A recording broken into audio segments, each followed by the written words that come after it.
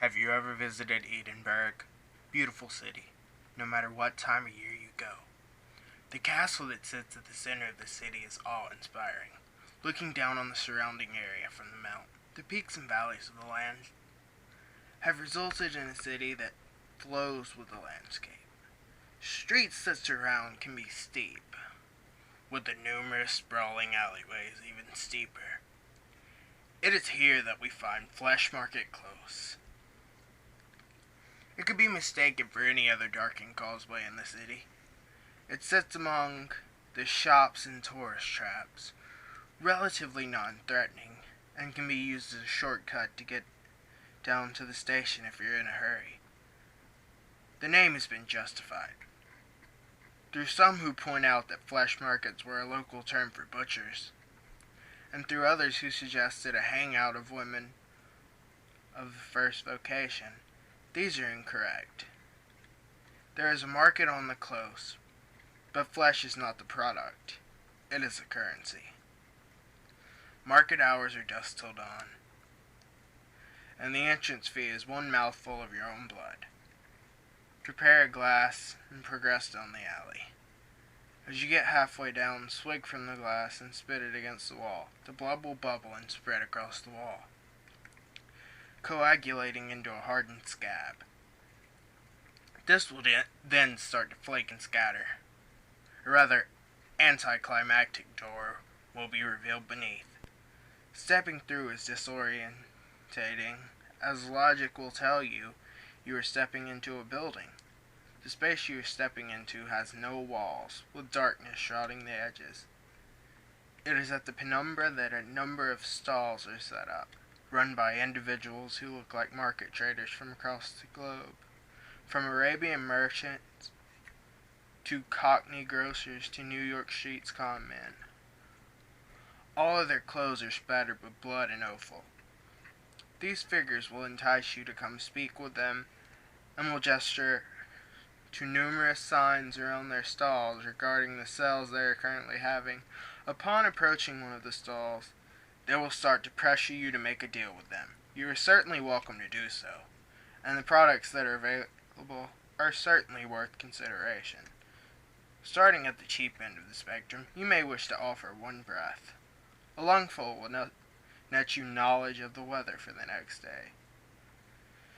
In itself a rather pointless purchase in this age of smartphones and the Met Office, but centuries ago invaluable. Taking this offer will result in the seller reaching out with his hand flattened and quickly grasping it into a fist. The air will literally be stolen from your lungs and cause a few moments of gasping as you catch your breath. Are you attached to your fingers? How attached? I mean, do you reckon you could do without your little finger? This sale will provide you instant forgiveness from any one person you desire for any wrongs you may have encroached against them. Agreeing to do this will cause the trader to grin and shout, "One you bits me special, coming right up." They will lunge forward and grab your wrist, pinning it on the table. Don't resist, because no one likes a tough sell. A flash of steel and you will be minus one digit. Just remember, you can only pay twice. Now make no mistake, it will hurt. There will probably be a lot of blood, and if you don't take care of the wound, it may get infected. As the price goes up, you may want to consider taking precautions regarding what you trade. Tourniquets and suitors would certainly not go amiss. Now some of the trades will seem familiar, and may hark back to the stories and legends that have existed for millennia. This is the influence the market has had on our culture. Leaching in over the centuries, a pound of flesh will make it possible for the next person you make a trade with to renege on the deal. Especially useful if you don't trust the company you keep. It has no use within the market, as all of the traders here are trustworthy and will honor a purchase to the letter and the spirit. Best to leave this transaction until last. How about one of your eyes? Depth perceiving is overrated anyway. Offering up one of them will allow you to converse with our avian friends.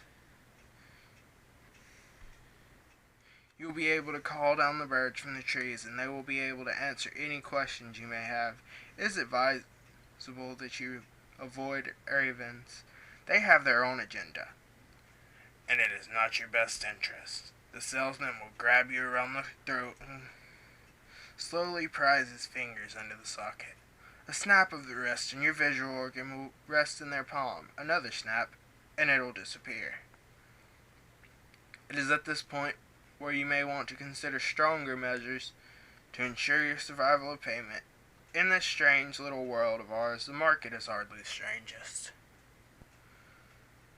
Artifacts and incantations exist that can allow the body to continue to function long past the point at which mortal coils would be shuffled from.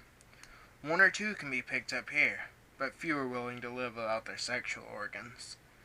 Seems eternity is that little bit colder without the ability to get your rocks off.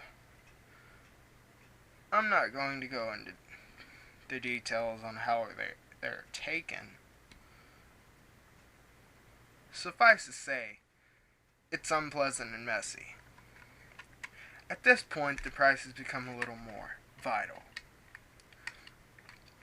What would you take for your stomach? In this deal, it would merit you the ability to understand the desires of anyone you talk to. Whilst you converse with them, your mind will be filled with the images of that which they covet most. This will provide a significant advantage to any budding salesman, and the deal has been taken up by several of the stallholders themselves. Some may argue that such a gift would be more poetically suited to the heart. That vascular muscle, however, is a part of an altogether different deal. By bartering with your heart, you can guarantee the happiness of any given individual for the rest of their life, however long that may be. The removal of these types of organs can be significantly painful, but the dealers will allow you a moment to prepare yourself before they will produce a short, keen blade.